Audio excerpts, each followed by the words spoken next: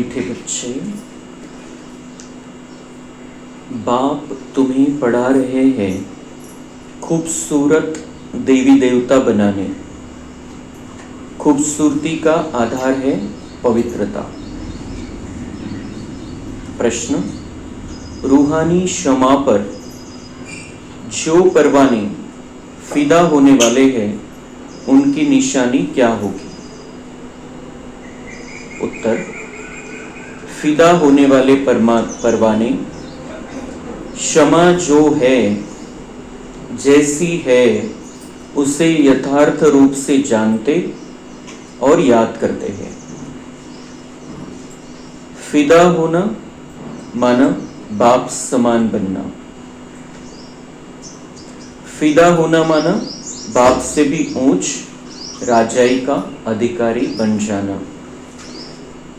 गीत, महफिल में जल उठी क्षमा परवाने के लिए। ओम शांति। मीठे मीठे रूहानी बच्चों ने गीत सुना। यह कौन समझाते हैं? रूहानी बाप।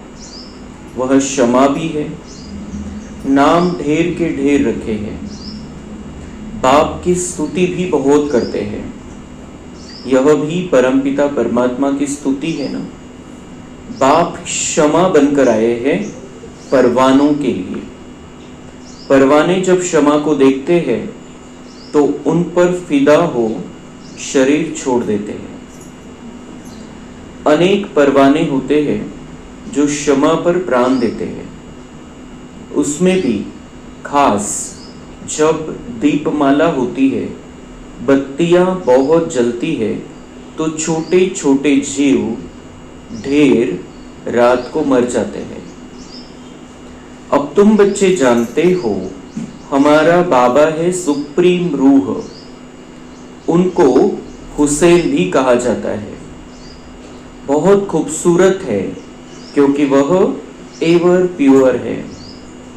आत्मा प्योर बन जाती है तो उनको शरीर भी प्योर नेचुरल सुंदर मिलता है। शांति धाम में आत्माएं पवित्र रहती है। फिर जब यहाँ आती है पाठ बजाने तो सतो प्रधान से सतो रजो तमो में आती है। फिर सुंदर से शाम अर्थात काली इम्प्योर बन जाती है। आत्मा जब पवित्र है तो गोल्डन एजेड कही जाती है।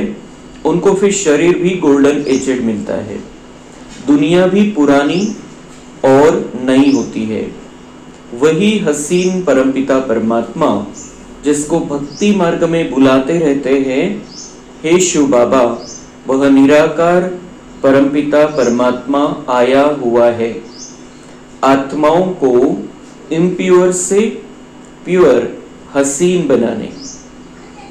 ऐसे नहीं, आजकल जो बहुत खूबसूरत है उनकी आत्मा पवित्र है।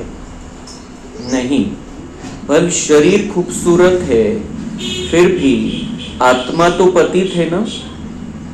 विलायत में कितने खूबसूरत बनते हैं जानते हो?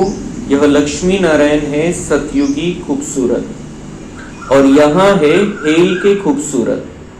मनुष्य इन बातों को नहीं जानते। बच्चों को ही समझाया जाता है। यह है नर्क की खूबसूरती। हम अभी स्वर्ग के लिए नेचुरल सुंदर बन रहे हैं। 21 जन्म के लिए ऐसे सुंदर बनेंगे। यहाँ की खूबसूरती तो एक जन्म के लिए है।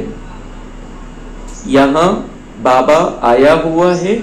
सारी दुनिया के मनुष्य मात्र तो क्या, दुनिया को भी खूबसूरत बनाते हैं। सतयुग नई दुनिया में थे ही खूबसूरत देवी देवताएं। वह बनने के लिए अभी तुम पढ़ते हो। बाप को क्षमा भी कहते हैं, परंतु है परम आत्मा।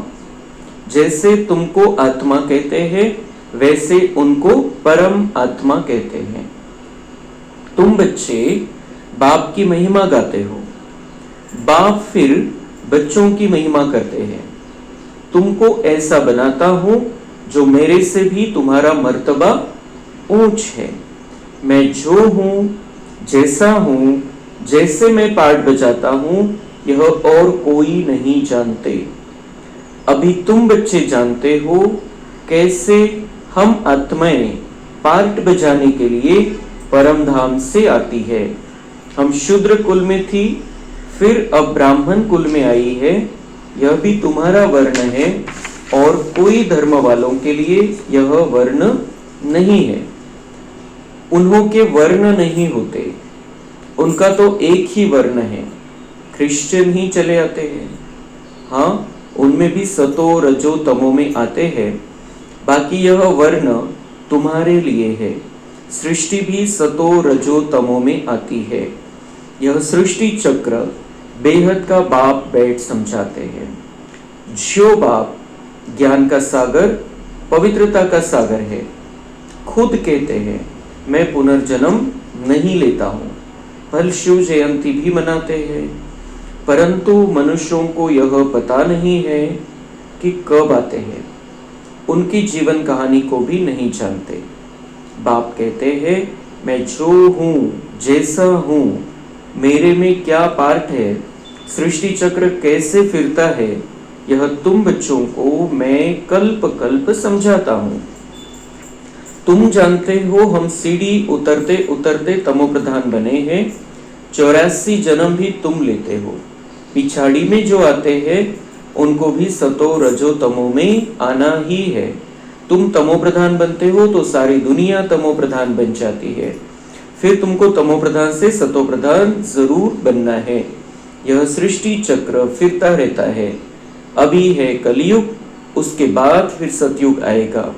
कलयुग की आयु पूरी हुई। बाप कहते हैं मैंने साधारण तन में हूबहू कल्प पहले मौफिक प्रवेश किया है, फिर से तुम बच्चों को राजयोग सिखाने। योग तो आजकल बहुत है, बैरिस्ट्री योग, इंजीनियरिंग योग। बैरिस्ट्री पढ़ने के लिए बैरिस्टर के साथ बुद्धि का योग लगाना होता है। हम बैरिस्टर बन रहे हैं तो पढ़ाने वाले को याद करते हैं। उनको तो अपना बाप अलग है, गुरु भी होगा तो उनको भी याद करेंगे। तो भी बैरिस्टर के साथ बुद्धि का योग रहता है। आत्मा ही पढ़ती है, आत्मा ही शरीर द्वारा जज, बैरिस्टर आदि बनती है। अभी तुम बच्चे आत्म अभिमानी बनने के संस्कार अपने में डालते हो। आधा कल्प देह अभिमानी रहे, अब बाप कहते हैं देही अभिमानी बनो। आत्मा में ही पढ़ाई के संस्कार है। मनुष्य आत्मा ही जज बनती है। अभी हम विश्व का मालिक देवता बन रहे हैं। पढ़ाने वाला है शिव बाबा, परम आत्मा। वही ज्ञान का सागर, शांति संपत्ति का सागर है। यह भी दिखाते हैं सागर से रत्नों की थालियां निकलती है। यह है भक्ति मार्ग की बातें।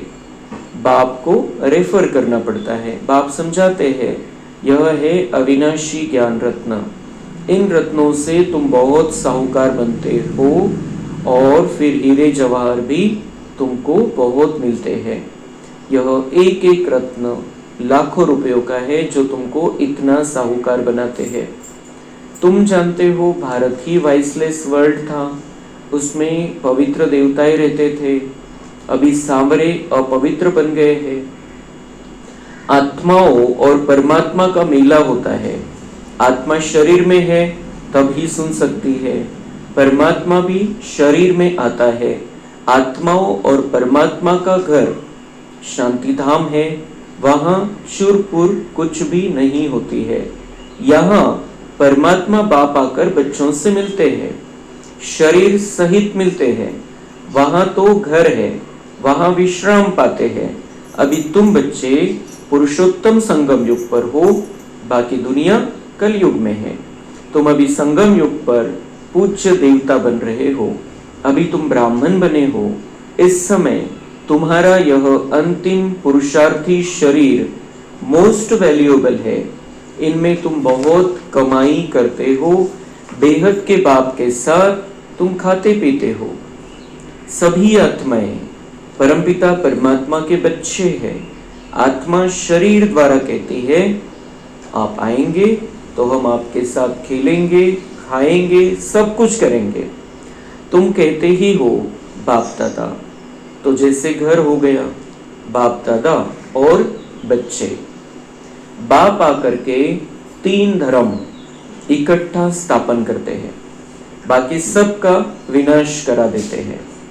वापिस ले जाने वाला तुमको सदगुरु बाप मिला है, बुलाते भी है हमको सदगति में ले जाओ, शरीर को खलास करो।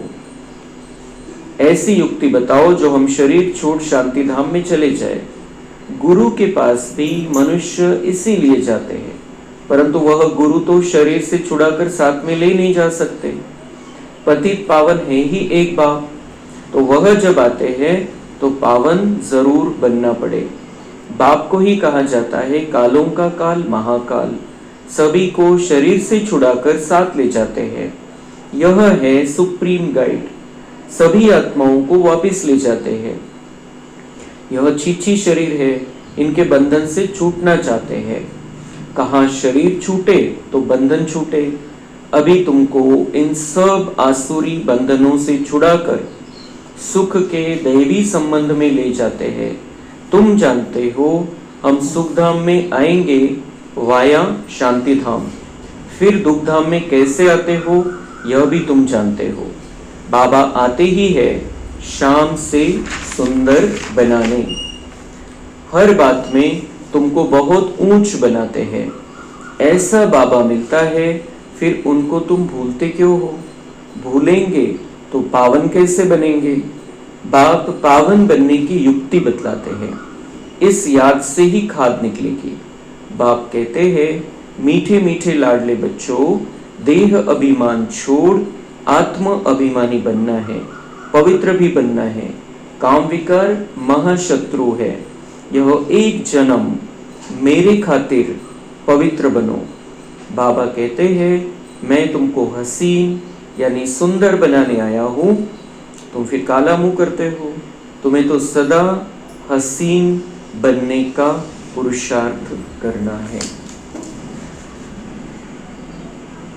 तो जो गीत बनाया गया है लौकिक में, भक्ति मार्ग वालों ने महफिल में जल उठी क्षमा परवाने के लिए, बाबा कह रहे ये तुम्हारा और मेरा संबंध है।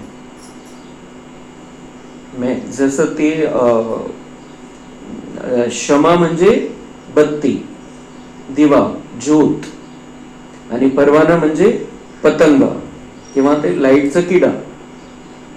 जेव्हा बाहेर आपण बघतो दिवाळीच्या वेळेला पण आणि असं पण दिवा लावलेला असतो, तर त्याच्यावरती ते लाईटचे किडे येतात, ते दिव्या आणि ते येऊन मग त्याच्यावरती समर्पित होतात, स्वतःला संपवून टाकतात।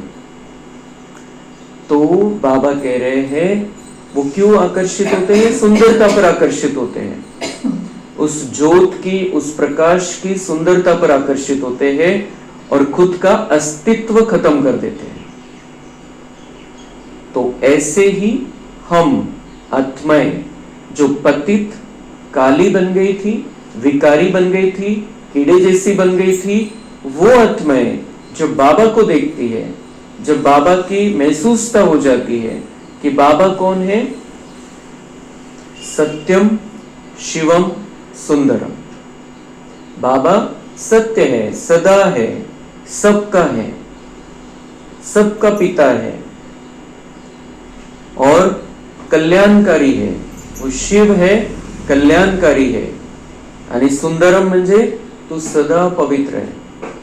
त्याच्यामध्ये पवित्रतेची सुंदरता आहे, पवित्रताच खरी सुंदरता है, दिव्यता खरी सुंदरता है। तो जब हम देखते हैं बाबा का ये स्वरूप, कोर्स करते हैं, तब नहीं होता है तुरंत। जैसे जैसे हम बाबा के महावाक्य सुनने लगते हैं, जसं जसं बाबांचे महावाक्य आपल्याला समजायला लागतं, त्यानुसार आपण चिंतन करायला लागतो, त्याची धारणा होते, तेव्हा मग आपण मन आणि बुद्धीने बाबांवरती समर्पित होतो आणि आपलं जे अस्तित्व होतं, जे देहभान होतं द्वापर युगापासून, त्याला मिटवायला लागतो। जसं आग आहे, आगीमध्ये जर दागिना टाकला तर मग त्याच्यामध्ये जी भेसळ आहे ती समाप्त होऊन जाते आणि प्युअर सोनं प्राप्त होतं. तो ऐसे हम बाबा पर फिदा हो जाते हैं, समर्पित हो जाते हैं. बाबा जी ज्योत आहे त्याच्यावरती समर्पित होतो आणि त्याचा परिणाम काय होतो की आपल्यामधली जी खराबी आहे ती संपून जाते आणि आपण पुन्हा प्युअर पहिल्यासारखे होतो. तो बाबा कौन है? बाबा क्षमा है, हम परवाने हैं. बाबा हुसैन है, हुसैन का घोड़ा भी कहते हैं. जैसे बाबा हुसैन मतलब हसीन बनाने वाला, मतलब हमको खूबसूरत बनाने वाला, और उसका ये घोड़ा, इसमें बाबा प्रवेश करते हैं, हमको ज्ञान देते हैं, ज्ञान रत्नों की थालियां भर भर के देते हैं रोज की मुरली के द्वारा. ये ज्ञान रत्न पाकर हम आत्माएं अपने आप को बाबा पर फिदा कर देते हैं, समर्पित कर देते हैं. तो ये जो परवाने हैं वो भी 3 प्रकार के परवाने हैं. जो आए, दूर से बाबा को देखा, दूर से ही चले गए, मतलब सिर्फ कोर्स किया, खत्म हो गया. दूसरे प्रकार के परवाने हैं, आते जाते रहते हैं, चक्कर लगाते रहते हैं, कभी आते हैं कभी नहीं आते, दूसरे प्रकार के परवाने. और तीसरे प्रकार के परवाने जो है वो बाबा पर संपूर्ण रीति से फिदा हो जाते हैं, समर्पित हो जाते हैं. म्हणजे मन आणि बुद्धीनी बाबांचे होऊन जातात कायमसाठी. फिर उनको जो बाबा की तरफ आकर्षित हो जाते हैं, बाबा की सुंदरता की तरफ आकर्षित हो जाते हैं, बाबा की पवित्रता की तरफ आकर्षित हो जाते हैं, उन्हें दुनिया का कोई भी आकर्षण आकर्षित नहीं कर सकता है. दुनिया की कोई बात उन पर प्रभाव नहीं डाल सकती है. वो किसी के लगाव में, झुकाव में नहीं आ सकते हैं. वस्तु, व्यक्ति, वैभव से दूर हो जाते हैं. और फिर ऐसी आत्माओं को बाबा पवित्र बनाता है, पवित्रता की धारणा हो जाती है ऐसी आत्माओं में जो बाबा पर फिदा हो जाते हैं. और फिर वही सुंदरता है, सच्ची सुंदरता है पवित्रता. जितनी पवित्रता की धारणा होगी उतनी आत्मा सुंदर बनती जाती है. और सुंदर आत्मा को फिर सतयुग में सुंदर शरीर प्राप्त होगा. यहाँ की खूबसूरती तो आजकल की है, वो कुछ दिनों के लिए रहती है. फिर यहाँ की खूबसूरती अलग अलग क्रीम, अलग अलग वो कॉस्मेटिक यूज करके फिर वो बनाई जाती है, चेहरे को खूबसूरत बनाया जाता है. लेकिन वहां की खूबसूरती नॅचरल है, नैसर्गिक सौंदर्य आहे, जे ऑटोमॅटिक आत्म्याचा प्रभाव प्रकृतीवरती पडत असतो. आणि जे आत्मा आहे त्या आज पवित्र आत्म्यामुळे पवित्र आणि सुंदर शरीर आपलं निर्माण होत असतं. प्रकृती सुंदर शरीराचं निर्माण करते आपल्या वाइब्रेशनच्या द्वारे. तो अब हमारे वाइब्रेशन को बाबा खूबसूरत बना देता है, हमारे अंदर दिव्यता धारण करा देता है, हमारे अंदर पवित्रता आ जाती है जब हम बाबा पर फिदा हो जाते हैं. और फिर हमारा ही ये जो वर्ण गाए हुए हैं, बाबा म्हणता है कि हे जे वर्ण आहे, ब्राह्मण, क्षत्रिय, वैश्य आणि शूद्र, हे तुमचं आहे, हा तुमचा जीवनक्रम आहे. ते तर नंतर वैश्य आणि शूद्रच राहणार. आपण ब्राह्मण बनतो, ब्राह्मणानंतर आपण देवताई स्थितीमध्ये राहतो. आपलीच आत्म्याची क्वालिटी जी आहे ती खाली डाऊन लेवलला येते, मीडियम होऊन जातो आपण, तेव्हा आपण वैश्य बनतो. आणि जेव्हा आपल्यामध्ये तमोप्रधानता येऊन जाते तेव्हा आपण शूद्र बनतो. वो जो धर्म वाले हैं, अलग अलग धर्म वाले हैं, या फिर जो द्वापर के बाद आने वाली आत्माएं हैं, उनको ये वर्णों में नहीं आती है. वो ब्राह्मण भी नहीं बनते हैं, देवता भी नहीं बनते हैं, क्षत्रिय भी नहीं बनते. बाबा म्हणता है लेकिन उनका क्या रहता है, वो क्रिश्चियन धर्म की आत्मा है या द्वापर के बाद आने वाली बाकी आत्माएं हैं. वो सतो, रजो, तमो में आती है. पहले खूप चांगली क्वालिटी, मग मीडियम क्वालिटी आणि मग खालच्या लेवलची क्वालिटी. तो लेकिन हमारी जो है, हमारा सबसे अलग ये राउंड है संपूर्ण कल्प में कि हम बहुत ऊंचे हैं. हम ही ब्राह्मण बनते हैं, हम ही देवता बनते हैं, हम ही क्षत्रिय बनते हैं, फिर हमारी ही लेवल नीचे हो जाती. फिर बाबा आता है, फिर वो सुंदर, जो सबसे सुंदर है, जो सदा पवित्र है, वो हमको प्राप्त होता है. और वो हमको फिर से पवित्र बना देता है, सुंदर बना देता है, श्रेष्ठता लाता है, हमारे अंदर दिव्यता भर देता है. आणि त्यासाठी बाबा म्हणताय मी जी श्रीमत देतो कि अभी पवित्र बनो, योगी बनो, मेरे साथ योग लगाओ, मुझे याद करो, अपने अंदर ताकत भरो, बल भरो और इन विकारों में मत जाओ। मेरी खातिर इस एक जन्म पवित्र रहो। और ये भी जन्म ऐसे नहीं कि हमें भी अभी 50 साल जीना है या 100 साल जीना है, अभी ये 2-4 वर्षों की बात है, 5-6 वर्षों की बात है। तो बाबा कहता है कि अभी जो जीवन बचा है उसमें पवित्र रहो, मेरे खातिर संपूर्ण पवित्रता को धारण करो। काम विकार त्याचा एक पार्ट आहे, पण बाकी सगळ्या कामना, सगळ्या इच्छा समाप्त करायच्या आहे। क्रोध, लोभ, मोह, अहंकार, आलस्य, अलबेलापन, ईर्ष्या, द्वेष हे सगळं समाप्त करून आपल्याला सुंदर बनायचंय, प्युअर बनायचंय, स्वच्छ बनायचंय। तो बाबा रोज हमें ये इस तरीके की बातें सिखाकर हमें फिर से पक्का बना देता है। जो हम पहले थे वैसे हम फिर से बन जाते हैं, पवित्र बनाकर हमें साथ ले चलता है, वो परम धाम में ले चलता है। वहां हमारा बाबा से कोई मिलन नहीं होता है। परम धाम हमारा घर है, बाबा का घर है, हम वहां पर साथ में रहेंगे, लेकिन वहां पर मिलन नहीं होता है। आत्मा में चुरपुरी नहीं होती है, कुछ भी नहीं होता है। आत्मा बंद पडलेल्या स्थितीमध्ये राहते, एरोप्लेन मोडवरती फुल चार्जिंग होऊन जाते आत्मेचे तिथं। मग यहां पर बाबा कहते हैं कि यहां पर तुम मेरे साथ शरीर के सहित मिलन मनाते हो, मैं भी शरीर में आकर तुमसे मिलन मनाता हूं। तुम अनुभूति करते हो, मेरे से मिलते हो, मेरे साथ मिलन मनाते हो, और जो फिर संपूर्ण फिदा हो जाते हैं, संपूर्ण समर्पित हो जाते हैं, वो परवाने, वो दिव्य आत्माएं सतयुग में राज करेंगी, विश्व का मालिक बन जाती है। फिर बाबा कहते हैं कि मैं तुम्हें अपने से भी ऊंचा बनाता हूं। जो मेरे ऊपर फिदा हो जाते हैं वो आत्माएं मेरे समान बन जाती है, मुझे याद करती है हर पल, आत्म अभिमानी स्थिति में रहती है, सदा आत्मा के 7 गुणों का चिंतन करके 7 गुणों का प्रभाव वाणी में, भावना में, व्यवहार में उनके दिखाई देता है। शरीर में रहते हुए देही अभिमानी स्थिति, मैं आत्मा कैसी हूं, इस स्थिति में रहते हुए शरीर के कर्मेंद्रियों द्वारा कार्य करते हैं। ऐसी जो आत्माएं हैं वो आत्मा बाप समान बन जाती है फिर, और जो बाप समान अभी संगम युग पर बन जाती है, बाबा से भी ऊंचा पार्ट उनका होता है, क्योंकि बाबा राज नहीं करता है, वैकुंठ का मालिक नहीं बनता है, लेकिन हम बच्चे इस दुनिया के भी, यहाँ की जो दुनिया है, इस स्टेज पर जो दुनिया चलती है उसके हम मालिक बन जाते हैं। मग अजून महत्वाची गोष्ट, तुम सतोप्रधान तो दुनिया सतोप्रधान, तुम तमोप्रधान तो दुनिया तमोप्रधान। इतका मोठा प्रभाव आहे आपला, तो किती मोठी जिम्मेदारी आपली। आपल्याला एकही संकल्प असा नाही करायचा आहे की आपल्यामुळे या दुनियेवरती खराब परिणाम होईल। एकही संकल्प आपला व्यर्थ आणि विकारांचा नसला पाहिजे। अतिशय पवित्र स्थितीमध्ये, अतिशय स्वच्छ स्थितीमध्ये आपल्याला राहायचंय। वो आएंगे विचार, कुछ ना कुछ संकल्प चलेंगे, क्योंकि द्वापर के बाद हमारा जीवन ही वैसा रहा है, अंदर सब कुछ है तो कुछ ना कुछ बाहर निकलता रहेगा, लेकिन हमें अब मालिक बन जाना है, मन का भी, बुद्धि का भी मालिक बन जाना है। चाहे कोई भी संकल्प आए, कोई भी विचार आए, पक्का कर लेना है कि ये मेरे लिए सही नहीं है। ऐसा सोचना, ये ऐसा बोलना, ऐसा कर्म करना मेरे लिए सही नहीं है, क्योंकि अब मैं प्रोसेस में हूं देवता बनने की।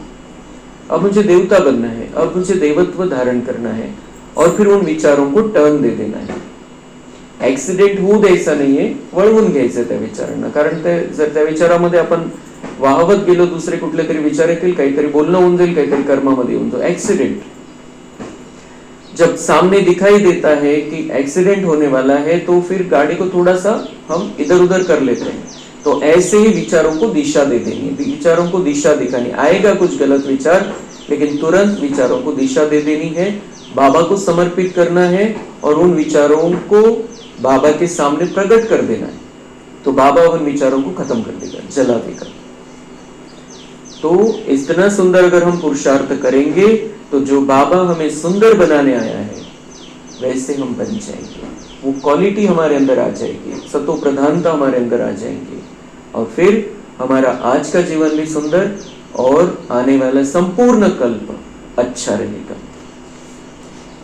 अच्छा, मीठे मीठे सिकिलधे बच्चों प्रति माता पिता बाप दादा का याद, प्यार और गुड मॉर्निंग। रूहानी बाप की रूहानी बच्चों को नमस्ते। हम रूहानी बच्चों की रूहानी बाप दादा को याद, प्यार, गुड मॉर्निंग, नमस्ते। वाह बाबा वाह, शुक्रिया बाबा शुक्रिया। धारणा के लिए मुख्य सार है, यह अंतिम पुरुषार्थी शरीर बहुत वैल्यूएबल है।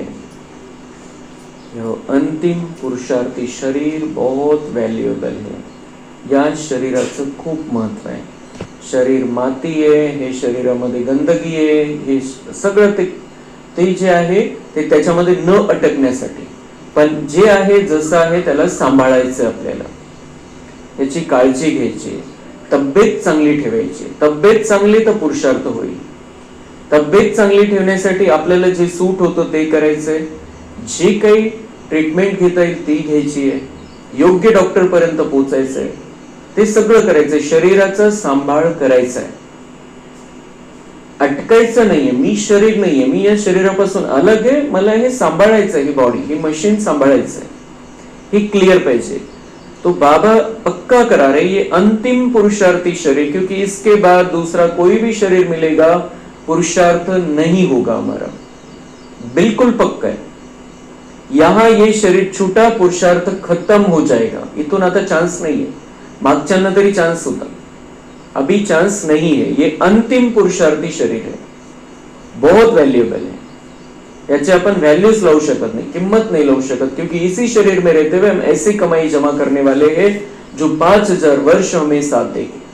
इसलिए ये शरीर बहुत कीमती है, बहुत वैल्यूएबल है, लेकिन अंतिम पुरुषार्थी शरीर है। खूब महत्वाचा शब्द है यहाँ, अंतिम पुरुषार्थी शरीर अभी के लिए बहुत जरूरी है।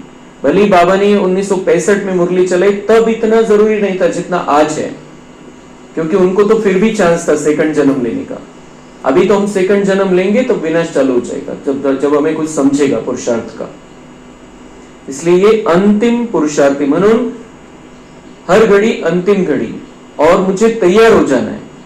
ये शरीर छोड़ने के पहले मुझे संपन्न और संपूर्ण बनना है, सर्व गुणों में संपन्न बनना है, 16 कला संपन्न बनना है, संपूर्ण निर्विकारी बनना है, संपूर्ण अहिंसक। हे शरीर सोडण्याच्या आधी करायचा हा पुरुषार्थ है। तो कितना हमें जो बाबा कहता है उस पर चलना पड़ेगा, कितना हमें दिनचर्या का पालन करना पड़ेगा, कितना हम श्रीमत का एक एक महावाक्य धारण करते जाएंगे, उतना उतना हमारा पुरुषार्थ श्रेष्ठ और ऊंचा होता जाएगा। इसलिए कहीं लिख कर रखना है हमें, ये अंतिम पुरुषार्थी शरीर है और वैल्यूएबल है, मतलब संभालना भी है, और इसी शरीर में रहते हुए पूरा पुरुषार्थ फाइनल करना है। इसमें बहुत कमाई करनी, इस शरीर में रहते हुए बहुत कमाई करनी है। बेहद के बाप के साथ खाते पीते सर्व संबंधों की अनुभूति करनी है। वो हमारा बाबा है। भक्ति मार्ग में हम गाते आए कि आप जब आएंगे तब हम आपके साथ ही रहेंगे, खाएंगे पिएंगे, सब साथ में रहेंगे। तो बाबा कह रहे मैं आया हूं, मैं साथ में हूं, अभी सबको जो भी कुछ तुम्हारे कर्म चल रहे हैं मेरे साथ में करो, मुझे बुला लो। और तीसरी बात, सर्व संबंधों की अनुभूति करनी है बाबा से। बाबा से सर्व संबंधों की अनुभूति, वो आनंद लेना है। तो हमारी बुद्धि इधर उधर भटकेगी नहीं, इसमें उसमें बाबा से सर्व संबंध जोड़ने हैं। और वो जो आनंद देगा संबंधों का, वो दुनिया का कोई भी कभी भी नहीं दे सकता है। देवी देवताओं के साथ हमारे संबंध होंगे, वो भी नहीं दे सकते। आपले नातेवाईक देवी देवता असणार आहे, पण तिथं सुद्धा इतका आनंद नहीं है जो आनंद बाबा आपल्याला देऊ शकतो। तो वो रिश्ता बाबा के साथ वैसा बनाना है। कोई भी ऐसा कर्म नहीं करना है जिससे ब्राह्मण परिवार की व बाप की इज्जत जाए। ऐसा कोई भी शब्द, कोई भी भावना हमारी नहीं होनी चाहिए। कोई भी कर्म ऐसा नहीं होना चाहिए की कोणी म्हणावं की बाबा असंच शिकवतो का तुम्हाला, मुरलीमध्ये हेच सांगता का। तुम्ही हेच ऐकता का रोज, की बाबा की इज्जत जाएगी, हमारी तो जाती है, त्याचं कोणाला काही वाटत नहीं, लेकिन बाबा की इज्जत हमारे वजह से जाए तो कितना बड़ा पाप हो जाएगा। इसलिए सावधान रहना है। आत्म अभिमानी बन पूरा पवित्र बनना है, याद से पुरानी खाद निकालनी है। वरदान है, सुनने के साथ साथ स्वरूप बन मन के मनोरंजन द्वारा सदा शक्तिशाली आत्मा भव। रोज मन में स्व के प्रति या औरों के प्रति उमंग उत्साह का संकल्प लाओ। ये मौज वाला जीवन है, जो संगम युग का हमारा जीवन है, मौज वाला जीवन है। आनंदामध्ये राहायचं, आणि आनंद कशामुळे येईल, संपूर्ण आनंदाचा अनुभव कशामुळे येईल, उमंग उत्साह। तर बाबा म्हणताय कि रोज मन में स्व के प्रति या औरों के प्रति उमंग उत्साह का संकल्प लाओ। खुद के लिए भी उमंग उत्साह और औरों के लिए भी उमंग उत्साह, ये कितने आगे बढ़ रहे हैं, कितना अच्छा कर रहे हैं। अपने प्रति उमंग उत्साह कि मैं आगे बढ़ रहा हूं, मुझे बाबा ने चुन लिया है और मुझे सबकी पालना करने का चांस मिल रहा है। मुझे पालना करनी है सबकी, वो 33 करोड़ थोड़ी पालना करने वाले दुनिया की, सब थोड़ी करने वाले। हाँ, मैं 10 लाख आत्माओं में शामिल हूं जो रोज मुरली सुनते हैं, मुझे सबकी पालना करने का चांस है। कितने उमंग उत्साह की बात है। तो अपने आप को भी उमंग उत्साह में लाना है, दूसरों के प्रति भी उमंग उत्साह का संकल्प कि बहुत अच्छा आगे बढ़ रहे हैं, बहुत अच्छा पुरुषार्थ कर रहे हैं, इनकी स्थिति बहुत अच्छी है, बहुत अच्छी धारणा में चल रहे हैं, बहुत अच्छी सेवा करते हैं, औरों के प्रति उमंग उत्साह का संकल्प। तर ते व्हायब्रेशन तेच होतील, व्यर्थ चालणारच नाही, मध्ये आनंदाचे व्हायब्रेशन निर्माण होतील। और जब हमारी आनंद की स्थिति रहेगी तो आनंद का सागर ऑटोमेटिक हमारे अंदर आनंद भरता रहता है। व्हायब्रेशन मॅच झाले पाहिजे आपले आणि त्याचे। तर ते आपल्याला गरज नाहीये की आपण बसून आठवण करते मैं आनंद स्वरूप आत्मा हूं, आनंद के सागर से किरणें मेरे अंदर आ रही। अगर हम आनंद का स्वरूप बन जाए, जर आपण खुश राहायला लागलो, बाबा खुशीचा सागर आहे, आपल्या आणि त्याचे व्हायब्रेशन मॅच होतील आणि ऑटोमेटिक खुशी येईल आपल्यामध्ये। तो इसलिए बाबा ये अलग अलग युक्तियां बताते हैं। स्वयं भी उसी संकल्प का स्वरूप बनो और दूसरों की सेवा में भी लगाओ, तो अपनी जीवन भी सदा के लिए उत्साह वाली हो जाएगी। तो खुद भी उस संकल्प का स्वरूप बनना, मतलब संकल्प क्या, उमंग उत्साह का, लेकिन उमंग उत्साह हे ही नाही। उमंग उत्साहामध्ये प्रॅक्टिकल मध्ये राहायचंय आणि त्याला आपला उमंग उत्साह दुसऱ्यांच्या सेवेमध्ये लावायचा आहे, दुसऱ्यांची सेवा करायची उमंग उत्साहामध्ये राहून। क्योंकि सेवा कैसे होगी, जब हम उमंग उत्साह में है तब। उदासी निराशेच्या स्थितीमध्ये डल झालेलो आहे आपण, कमजोर झालेलो, तो सेवा होऊ शकत नाही। कैसे सेवा होगी? तो ये हमें स्वरूप बनना है और दूसरों की सेवा में लगाना है। अपनी जीवन भी सदा के लिए उत्साह वाली हो जाएगी और दूसरों को भी उत्साह दिलाने वाले बन सकेंगे। दूसरों को भी उमंग उत्साह दिलाना है। ये ब्राह्मण जीवन तभी चल सकता है जब उमंग उत्साह में आत्मा है, नहीं तो वो रुक जाते हैं, अटक जाते हैं, ठहर जाते हैं, बंद कर देते हैं बाबा के पास आना। तो उनका हमें भी उमंग उत्साह में रहना है और दूसरों को भी उमंग उत्साह दिलानी है, क्योंकि कमजोर हो गई है आत्माएं। जैसे मनोरंजन प्रोग्राम होता है, ऐसे रोज मन के मनोरंजन का प्रोग्राम बनाओ। जो सुनते हो उसका स्वरूप बनो तो शक्तिशाली बन जाएंगे। जसं मनोरंजन करण्यासाठी, मनाला उमंग उत्साह देण्यासाठी वेगवेगळ्या प्रकारचे प्रोग्राम ठेवतात, प्रोग्राम करतात, तसं बाबा म्हणताय तुम्ही स्वतःचा मनाच्या मनोरंजनाचा प्रोग्राम बनवा। स्वतःला खुश ठेवा। आतला प्रोग्राम मनोरंजनाचा चालू राहिला पाहिजे। तो वो कैसा, उमंग उत्साह में रहना है, दूसरों को उमंग उत्साह दिलाना है, और महत्वपूर्ण बात, जो सुनते हो उसका स्वरूप बनो तो शक्तिशाली बन जाएंगे। जो सुन रहे हैं, सुन के कुछ नहीं होने वाला। अभी उमंग उत्साह में रहना बाबा ने बताया है, तो हमें उमंग उत्साह में रहना है, अपने आप को उमंग उत्साह दिलाना है, अपने आप को खुश रखना है, दूसरों को खुशी देनी है, दूसरों की सेवा करनी है। तर बाबा म्हणतात ते स्वरूप म्हणजे प्रॅक्टिकल मध्ये राहील तर शक्तिशाली बनाल तुम्ही, शक्तिशाली बन जाओगे आप। आपके अंदर शक्ति आती जाएगी, क्योंकि खुशी है। एक भी गुण हमने धारण कर लिया, बाबा के सभी गुण हमारे अंदर आ जाएंगे। तो शक्ति भी आ जाएगी। स्लोगन है, दूसरों को बदलने के पहले स्वयं को बदल लो, यही समझदारी है। दूसरों को नहीं बदल सकते हैं हम, या दूसरा करे फिर मैं आगे बढ़ूं, ये भी नहीं हो सकता है।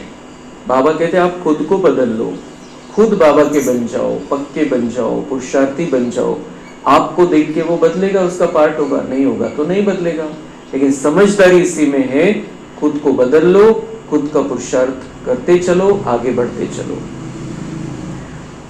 अव्यक्त इशारे, सबसे तीव्र गति की सेवा का साधन है शुभ और श्रेष्ठ संकल्पों की शक्ति।